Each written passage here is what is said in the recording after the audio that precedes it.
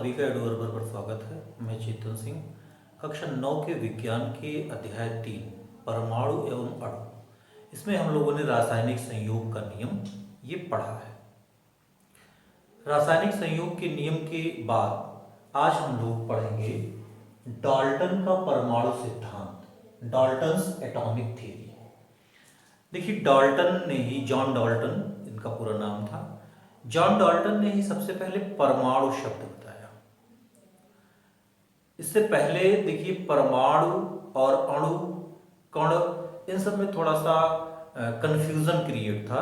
सबसे पहले ही परमाणु, एटम, जो नाम देने वाले थे ये जॉन डाल्टन थे।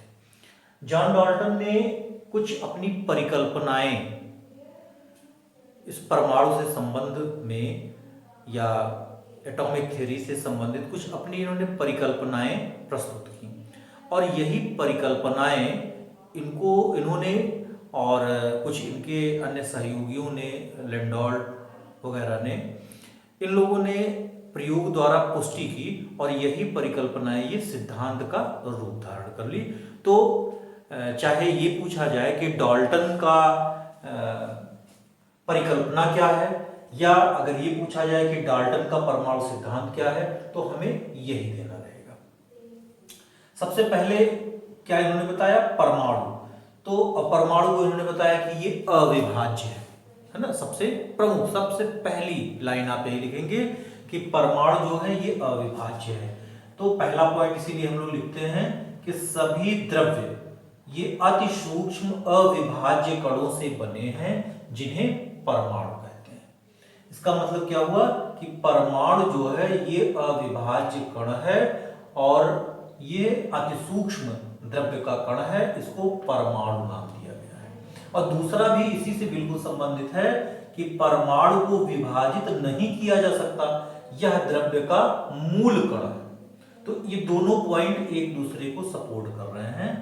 परमाणु को विभाजित नहीं किया जा सकता, यह द्रव्य का मूल कण है। अब देखिए, इन्होंने रासायनिक संयोग के नियम में ये देखा कि रासायनिक संयोग में ये भाग लेते हैं, लेकिन ये अविनाशी है, ये नष्ट नहीं होता है, लेकिन रासायनिक अभिक्रिया में भाग लेता है। इसीलिए ये इसका तीसरा पॉइंट होगा कि परमाणु रासायनिक क्रिया में भाग लेता है, परंतु नष्ट या विघटित नहीं होता है। रासायनिक क्रियाओं में ये जो परमाणु है ये भाग लेता है, लेकिन नष्ट या विघटित नहीं होता है। अब इसके अलावा अब आपका 2 पॉइंट और होगा। 2 पॉइंट क्या होगा? 2 पॉइंट ऐसे समझिएगा कि अगर एक ही तत्व हैं तो उनके परमाणु एक ही तरह के होंगे, उनके आकार, उनके साइज, उनके गुण ये एक तरह के होंगे। और अगर भिन्न भिन्न पदार्थ हैं तो भाई भिन्न भिन्न होंगे। जैसे एक माता पिता की जो संतान है, उनके गुण कुछ ना कुछ विशेष रूप से मिलते जुलते हैं, उनको आप देख करके भाई बहन बता देंगे। लेकिन अगर दूसरे परिवार से बिलोंग करते हैं वो, तो वो अपने परिवार की तरह रहेंगे। तो बिल्कुल वही चीज परमाणुओं पर लागू होता है। अगर एक ही तत्व के हैं तो उनके परमाणुओं के गुणधर्म ये एक जैसे होंगे, और भिन्न भिन्न अगर तत्वों के हैं तो उनके परमाणुओं के गुणधर्म ये भिन्न भिन्न होंगे। तो ये आपके चौथा और पांचवा पॉइंट है कि एक तत्व के सभी परमाणुओं के गुण, आकार तथा द्रव्यमान समान होते हैं। और पांचवा है भिन्न भिन्न तत्वों के परमाणुओं के गुण, आकार तथा द्रव्यमान ये भिन्न भिन्न होते हैं। ये चूंकि बताया गया कि परमाणु अविनाशी होते हैं, छठे पॉइंट में हम लिख सकते हैं ये ना उत्पन्न किए जा सकते हैं और ना ही नष्ट किए जा सकते हैं, ये पॉइंट। अब 7वां पॉइंट थोड़ा सा रासायनिक अभिक्रिया पर आधारित है कि आप जानते हैं कि रासायनिक अभिक्रिया करके ये परमाणु संयुक्त होकर के अणु बनाते हैं, यौगिक बनाते हैं, यौगिक का अणु बनाते हैं। तो ये परमाणु जो है, जो संयुक्त जो होते हैं, ये पूर्णांकों में संयुक्त होते हैं और एक सरल अनुपात में संयुक्त होते हैं। जो इसीलिए जो भी आपको रासायनिक सूत्र मिलेगा किसी यौगिक का, अर्थात किसी अणु का, वो परमाणुओं के एक सरल अनुपात में मिलेगा। तो ये अलग पॉइंट था। ये है आपका रासायनिक अभिक्रिया में दो या दो से अधिक तत्वों के परमाणु पूर्णांक के सरल अनुपात में संयुक्त होकर यौगिक अणु बनाते हैं, मतलब यौगिक का अणु बनाते हैं। अब जैसे देखिए, पानी को आप लोग लिखते हैं H2O, इसमें दो परमाणु हुआ, एक हाइड्रोजन परमाणु और एक ऑक्सीजन परमाणु। अब ये हाइड्रोजन और ऑक्सीजन परमाणुओं का जो अनुपात है, यहां आप देख रहे हैं कि हाइड्रोजन के दो परमाणु और ऑक्सीजन का एक परमाणु, तो ये दो और एक परमाणु मिलकर के पानी का एक अणु बना रहे हैं। ऐसे ही जैसे अब नमक अगर आप ले रहे हैं NaCl, तो NaCl में क्या है, एक आपका सोडियम परमाणु हो गया और एक आपका क्लोरीन परमाणु हो गया, 1:1 का ये सरल अनुपात है। कार्बन डाइऑक्साइड CO2 हम लेते हैं, इसमें कार्बन एक परमाणु और ऑक्सीजन के दो परमाणु हैं, इसका मतलब 1:2 का ये सरल अनुपात है। ऐसे ही अगर हम NH3 ले लेते हैं, NH3 क्या है, अमोनिया है, इसमें नाइट्रोजन का एक परमाणु तो एक हो गया और हाइड्रोजन का 3 परमाणु, तो 1:3 के ये सरल अनुपात में है। तो इस तरह से हम समझ सकते हैं कि रासायनिक अभिक्रिया में दो या दो से अधिक तत्वों के परमाणु पूर्णांक के सरल अनुपात में संयुक्त होकर यौगिक अणु बनाते हैं, जिसे हम यहां देख सकते हैं। तो ये आपके जॉन डाल्टन थे। जॉन डाल्टन ने अपनी परिकल्पना दी और प्रयोगों द्वारा इसको पुष्ट किया और ये सिद्धांत का रूप धारण किया।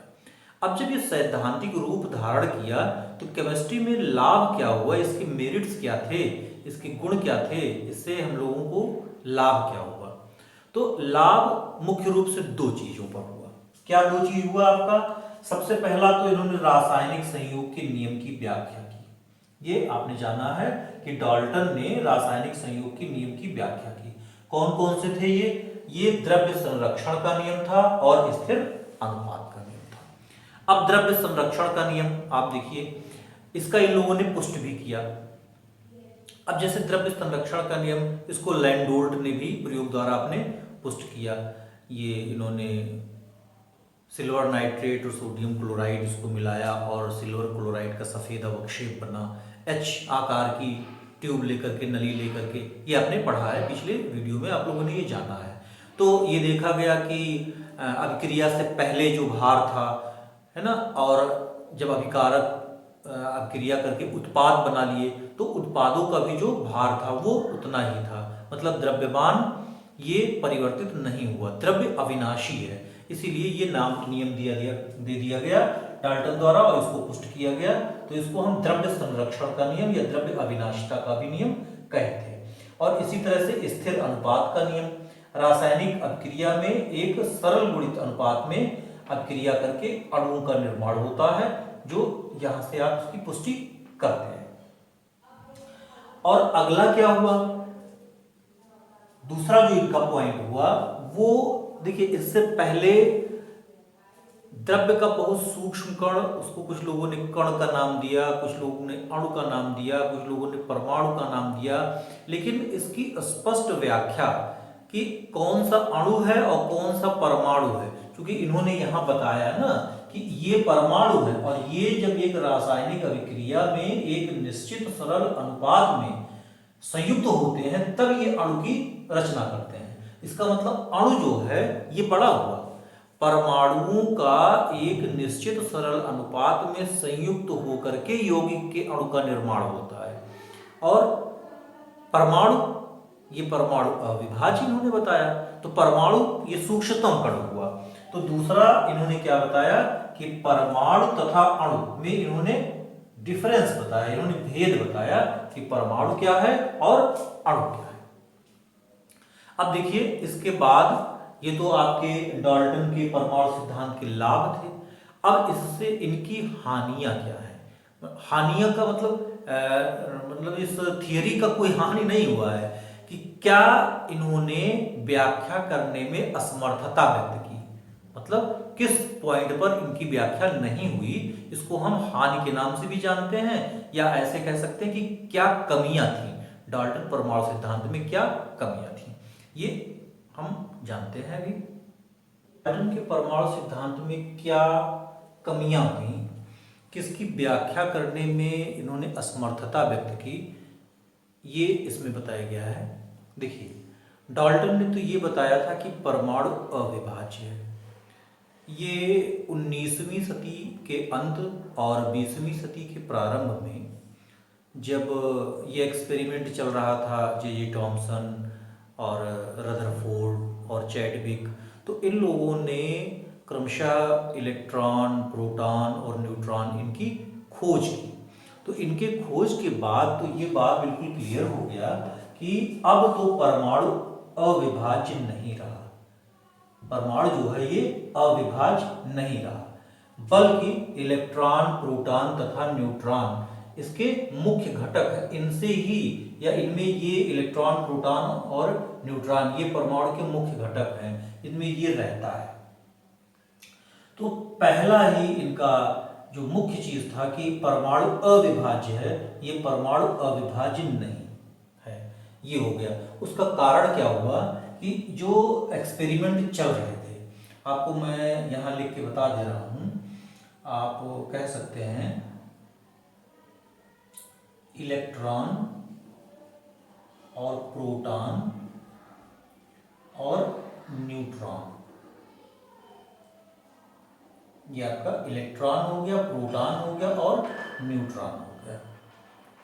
इलेक्ट्रॉन की खोज ये जे थॉमसन ने किया, तो थॉमसन आप कह सकते हैं, या हम लिख दे रहे हैं थॉमसन ने किया।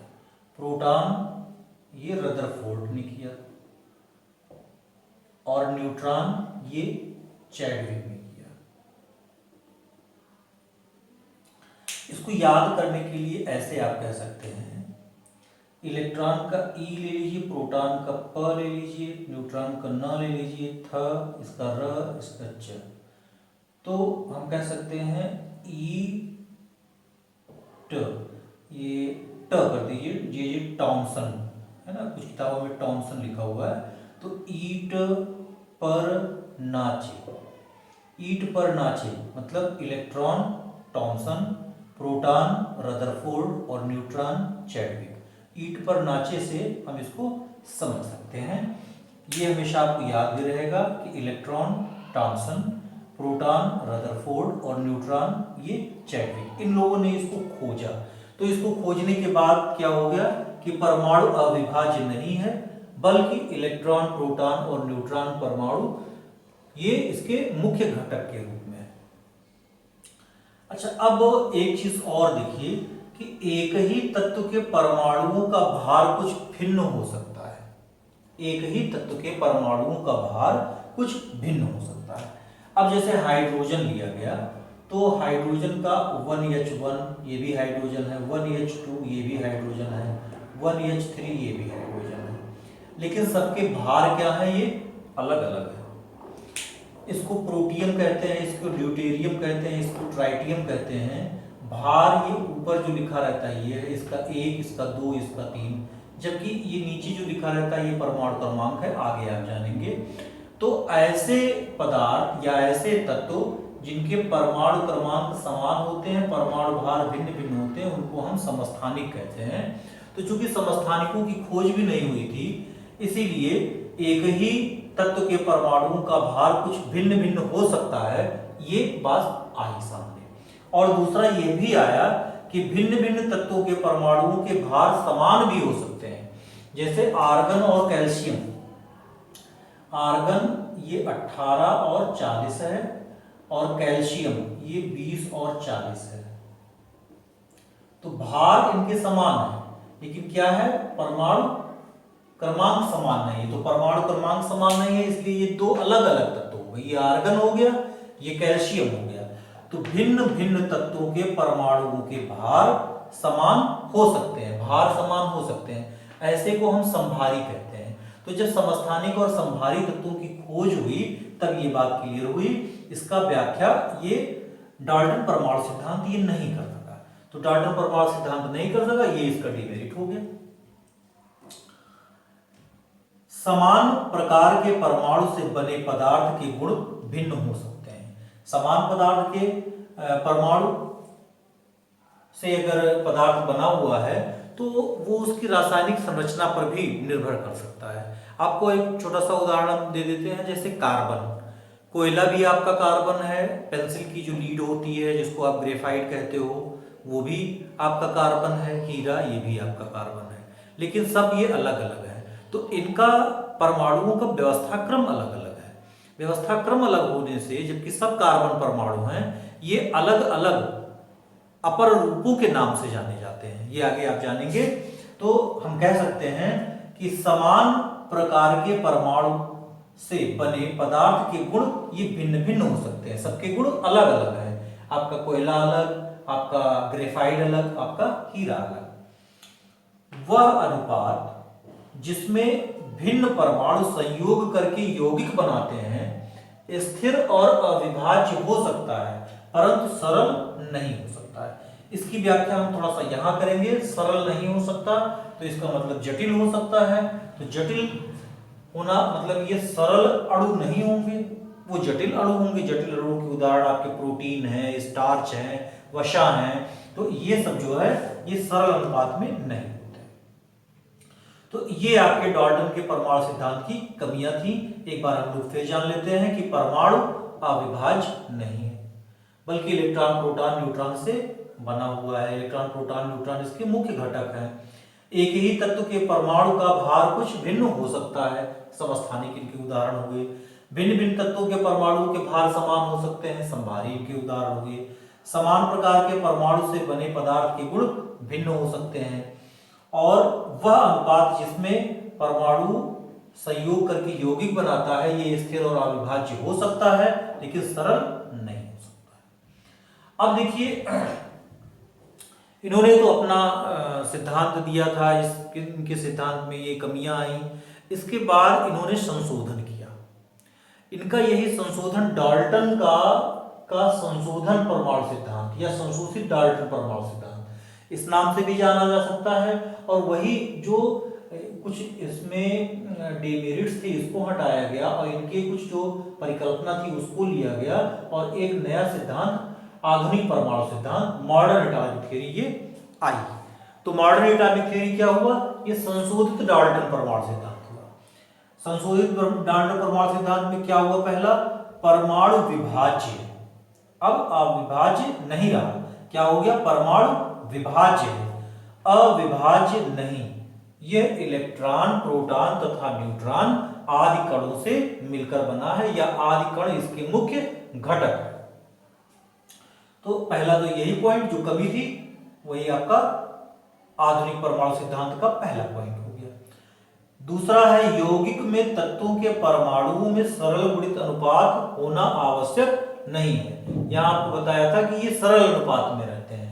तो वास्तव में सिद्धांत में जो ये कमी थी कि सरल अनुपात में नहीं हो सकता है, तो यहां हुआ कि सरल गुणित अनुपात में होना ये आवश्यक नहीं है। आपके प्रोटीन, वसा, स्टार्च ये इसके उदाहरण हो सकते हैं।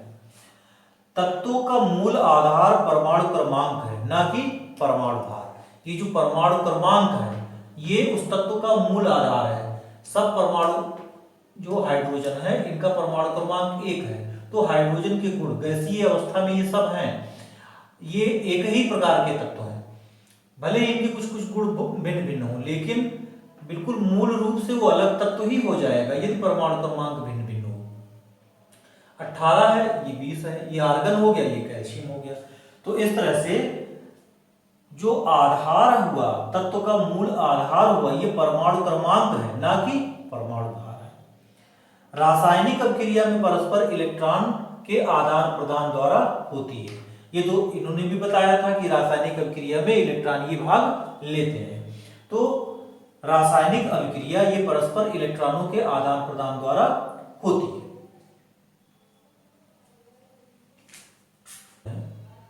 सामान्यतः परमाणुओं को ना तो उत्पन्न किया जा सकता है और ना ही नष्ट, परंतु नाभिकीय विखंडन द्वारा एक तत्व के परमाणु को दूसरे तत्व के परमाणु में परिवर्तित किया जा सकता है। देखिए, ये तो डाल्टन ने बताया था कि परमाणु को ना तो उत्पन्न किया जा सकता है और ना ही नष्ट किया जा सकता है। देखिए, जब ये नाभिकीय विखंडन ये पता लगा कि हाँ, नाभिकीय विखंडन भी एक प्रक्रिया है, इसकी खोज हुई, तब ये बताया गया कि इसी में आगे जोड़ दिया गया और ये आधुनिक सिद्धांत हो गया कि नाभिकीय विखंडन द्वारा एक तत्व के परमाणु को दूसरे तत्व के परमाणु में परिवर्तित किया जा सकता है। जैसे यूरेनियम 92 यूरेनियम 235 इसका जब नाभिकीय विखंडन होता है तो बेरियम और क्रिप्टन और न्यूट्रॉन और भारी मात्रा में एनर्जी, ये आप बाद में पढ़ेंगे, लेकिन अभी तो आप जान सकते हैं कि यूरेनियम ये दूसरा तत्व था, इससे बन क्या गया, आपका बेरियम बन गया, आपका क्रिप्टन बन गया, ये नए नए तत्व मतलब दूसरे तत्वों में ये परिवर्तित हो गया। तो हम कह सकते हैं कि नाभिकीय विखंडन द्वारा एक तत्व के परमाणु को दूसरे तत्व के परमाणु में परिवर्तित किया जा सकता है। यह तो डाल्टन के ही सिद्धांत से लिया गया कि यौगिक अणु है, छठा पॉइंट है आपका कि यौगिक अणु है, परमाणु नहीं। तो डाल्टन ने भी ये बताया था, डाल्टन के अनुसार यौगिक अणु होते हैं और सभी तत्वों के अणु, सभी तत्वों के परमाणु ये संयुक्त होकर के यौगिक का निर्माण करते हैं, ये यौगिक के परमाणुओं को नहीं। मतलब ये हुआ कि परमाणु तत्वों के सभी परमाणु संयुक्त होकर के यौगिक के अणु का निर्माण करेंगे, यौगिक बनाएंगे, ना कि यौगिक परमाणु बनाएगा। तो डाल्टन ने ही बताया था, उसको लिया गया ये आधुनिक परमाणु सिद्धांत में। और ये दोनों बातें जब आइसोटोप्स और आइसोबार्स की खोज हो गई तो इसको संशोधित करके और आधुनिक परमाणु सिद्धांत या संशोधित डाल्टन परमाणु सिद्धांत में इसको सम्मिलित कर लिया गया। क्या है, एक ही तत्व के परमाणु भिन्न भिन्न द्रव्यमान के हो सकते हैं, अभी हमने आपको बताया है, और ऐसे परमाणुओं को हम समस्थानिक या आइसोटोप्स कहते हैं। और 8वां पॉइंट था कि भिन्न भिन्न तत्वों के परमाणुओं के परमाणु भार समान भी हो सकते हैं और ऐसे परमाणु ये संभारिक आइसोबार्स कहलाते हैं। तो जब समस्थानिक और संभारी ये तत्वों की खोज हुई तब इसको डाल्टन सिद्धांत में संशोधन करके और इसको आधुनिक सिद्धांत के रूप में लिया गया। तो जहां भी आपको अलग से भी पूछा गया कि समस्थानिक क्या है और संभारी क्या है, ये अलग से भी पूछ लिया जाता है, बहुत महत्वपूर्ण है, समस्थानिक और संभारी। तो समस्थानिक यहां हमने उदाहरण भी दे दिया था। समस्थानिक में क्या है कि परमाणु क्रमांक समान होंगे लेकिन परमाणु द्रव्यमान ये भिन्न भिन्न होंगे। और इसमें क्या है, इसमें परमाणु भार ये समान होंगे, परमाणु द्रव्यमान ये समान होंगे लेकिन परमाणु क्रमांक ये भिन्न भिन्न होंगे, वो संभारी कहलाते हैं। तो देखिए, आज हम लोगों ने डाल्टन का परमाणु सिद्धांत ये पढ़ा, डाल्टन के परमाणु सिद्धांत के क्या लाभ थे, डाल्टन के परमाणु सिद्धांत में क्या कमियां थी, डाल्टन के परमाणु सिद्धांत किस तरह से रासायनिक संयोग के नियम की व्याख्या करते हैं, और डाल्टन के परमाणु सिद्धांत में क्या संशोधन किया गया और क्या संशोधन करके डाल्टन का संशोधित परमाणु सिद्धांत या आधुनिक परमाणु सिद्धांत ये बनाया गया। अब आगे की वीडियो में हम लोग परमाणु पर चर्चा करेंगे। धन्यवाद।